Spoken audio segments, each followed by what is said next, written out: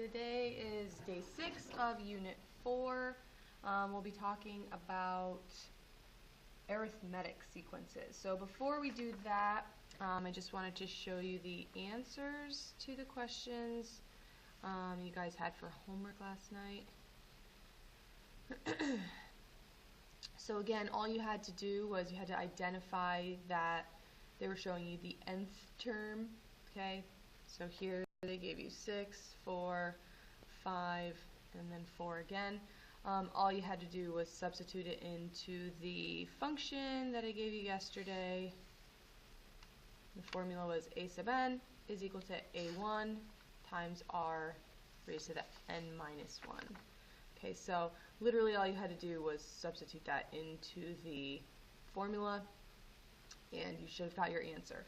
Just a reminder, if you ever get a decimal for an answer in your calculator, if you hit your math button and then hit enter after you have frac, it'll give you the fraction for you.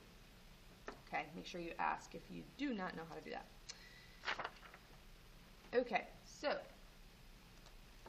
today again our aim is, what is an arithmetic sequence? So yesterday, if you think back to our geometric sequences, we were looking for if there was a pattern by multiplication. So if I could go from term to term and multiply. Today what we're going to look for is if we can do this by adding. Okay, so we should be able to add a fixed number, so a same number each time, to the term and get the correct answer. So let's try it out for these. So we want to know if the following sequences, if they are arithmetic. Okay, and I know it sounds like I'm saying that weird, but that is how we say it. Okay, so if I go from 1 to 4, 4 to 7, and then, sorry, I hate using red, and then 7 to 10, I see, oh, I'm adding 3. A common misconception you guys had as I was correcting the quizzes, most of the stuff that we're doing for this chapter, for exponential functions, so geometric, you should have noticed, that went right along with our geometric sequences went right along with our exponential functions. They had a variable in the exponent, which is what we are looking for with exponential functions.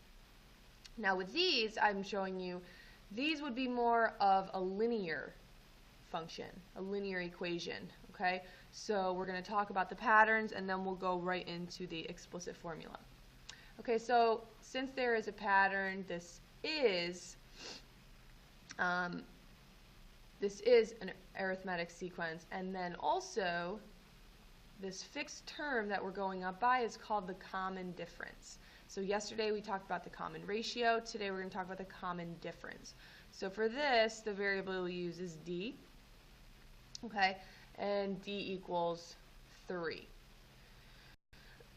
So the other thing to notice is, now for the next one, this one is going down, so d is going to be a negative number, okay? So for this one, if you notice, we're going down by 5 each time. Okay, so yes, and d equals negative 5.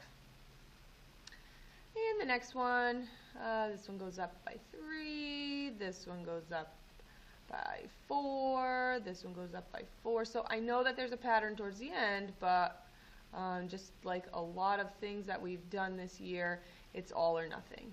So it's the big no. Okay, so the next thing we're going to talk about is writing the next term in the sequence.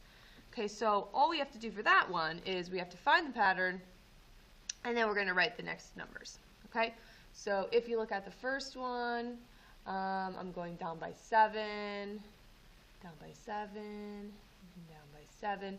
So if I went down by 7 more, I'd get negative 35, negative 42, negative 49.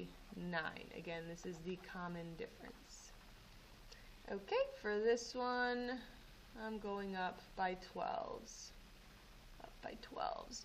So I get 36, 48, and 60. And the last one, don't get confused just because it is decimals, okay? Each time I can see it's going up by 0.4. Okay, each time it's going up by 0.4. So if I add 0.4 more, I get 1.8. 2.2 and 2.6. Okay. So now we're going to move on to the explicit formula. This we did yesterday. Again, these are provided on the Regents reference table, which means you don't have to memorize. But you do need to know what they mean, okay? So they just provide this for you. They don't explain it on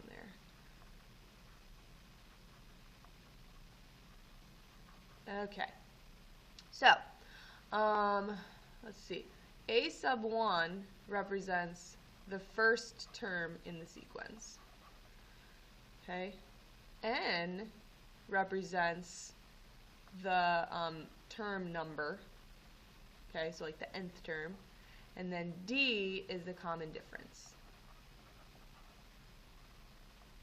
So remember, that can be, if it's going up, it's going to be a positive. If it's going down, it's going to be a negative. All right, so let's actually use this now. Again, you do not have to memorize that. It is already provided for you. So if it's provided on the Regent, I always provide it on your test as well. Okay, so for this one, what we're going to do, and I'll just rewrite this right here since I moved it down. Okay, so remember the purpose of having an n-1 is because in order to figure out what comes next, we need to know what came first, right? So whenever we have a sequence, okay, we're going to write down everything we know. So the first thing I know is a sub 1 is equal to 14. The next thing I need to see, I need to find the pattern. I need to know what the common difference is. So if you notice, it's obviously not going up, it's going down. So yes, it is by 3, but it is a negative. So I'm going down by 3 each time. If I'm subtracting 3 each time, that means that D is negative 3. Okay, so the last thing we're going to do is we're going to write an equation. Now, another thing I noticed on the quiz, if I ask you to write an equation for the nth term or for x, that means that your final answer should have an x in it, or an n in it. Okay? Okay, so for my equation, this stays the same. Substitute everything that you know. So I get 14, and then plus, let's see, n minus 1, and then just negative 13 on the end. Okay? And that's really all I'm looking for. Okay? So now what we're going to do is we're going to use this. Okay? So basically n is equal to 50. So we're going to substitute that in. So if so we're looking for the 50th term. So 14 plus, substitute that 50 in. So if you think about it, 50 minus 1 is 49, and I need to know the 49th term before I can know the 50th term. That makes sense if you think about it. And I'm going to be very explicit here, not just because we're doing explicit form, but I'm not going to leave any parts out. I think for the most part you guys are pretty good with your calculators, but I'm not going to skip any steps on the off chance that you guys have put it in wrong. Okay, so my final answer, the 50th term, is negative 133. And of course, you could just find the 50th term, but I don't know about you, but I have better things to do than just continuously subtracting 3, if that makes sense. Okay, So we'll go right to the word problems. Okay, so a subway pass has a starting value of $100. Okay, after one ride, it's $97.50, then it goes to $95. Okay, so we want to find the explicit form, and then we want to know what the 15th ride costs. Okay, so what I'm going to do is I'm going to write down, so this is just a sequence, right? So after the first ride, now I don't want to know what 0 is. I start at 1, okay? So my first term, second term, third term. So I'm going to write $97.50, 95, $92.50. Okay, so I see that each time it's going down by $2.50. So D equals negative $2.50, and A sub 1 is the first term, which is $97.50. Okay, so for my explicit formula, I'm just going to write A sub n equals $97.50 and minus 1, and then negative $2.50. Okay, so there's my explicit formula. Need to have that. And then I'll solve for A sub 15. So $97.50, 15 minus 1, and then, oh, I forgot a plus sign right here. Sorry, guys.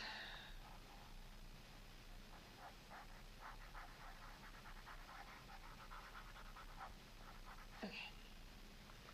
Sorry, I forgot my plus sign. Remember, the biggest thing, the biggest difference between a common ratio like we did yesterday and a common difference is that you're going to be looking for that plus sign. Okay, and then a common ratio is going to be multiplication. Okay, 15 minus 1. Okay. All right.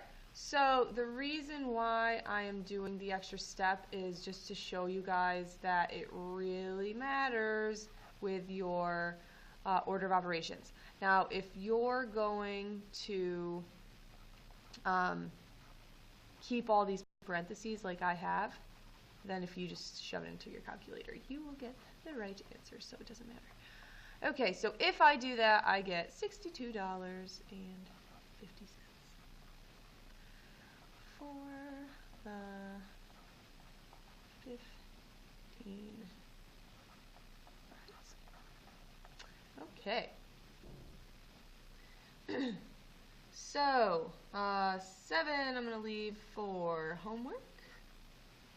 Okay, so make sure you do number 7. And I'm also going to leave number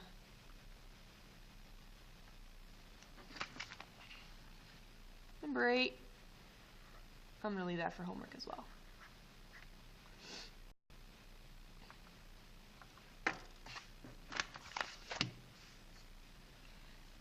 Okay.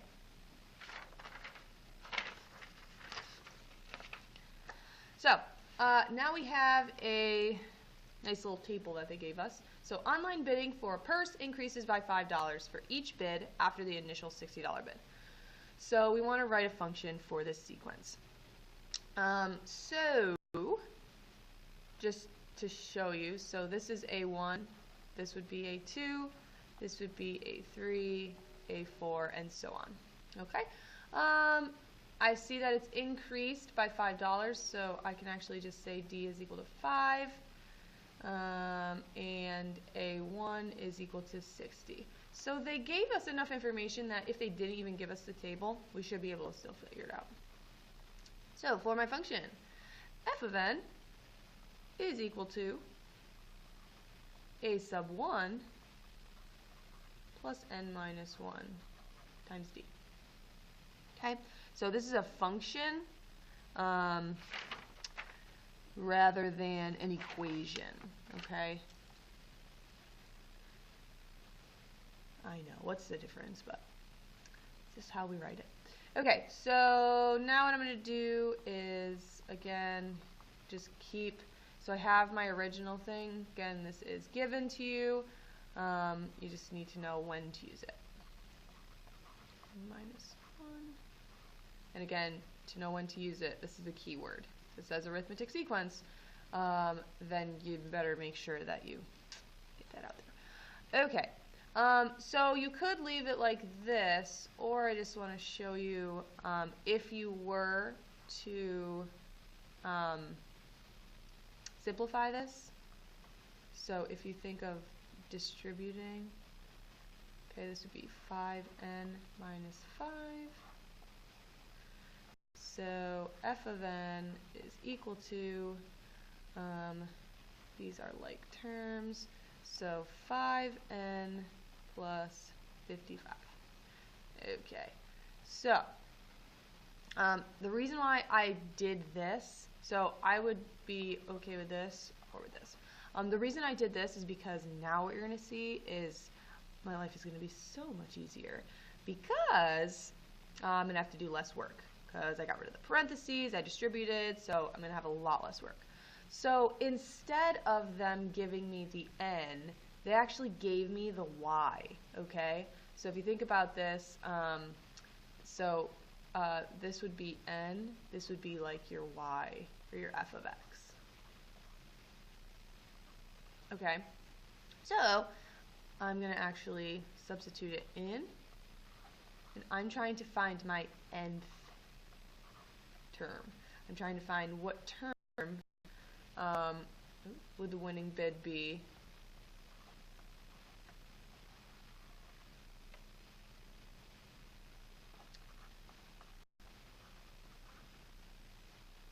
Or how many bids would it be if the winning bid was $105? So 10 equals n, so 10 bids.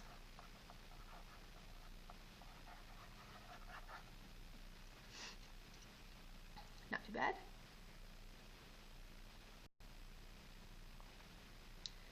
Okay, and so since I did that one, I'm going to let you do 10 for homework. Okay, for 10, use number 9. Okay, so use number 9. So again, homework is number 7, 8, and 10. So go ahead and try those out. Please let me know if you have any questions.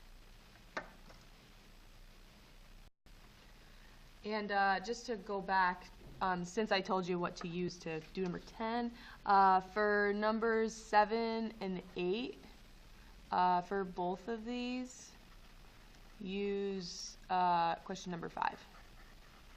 That will help you out. All right.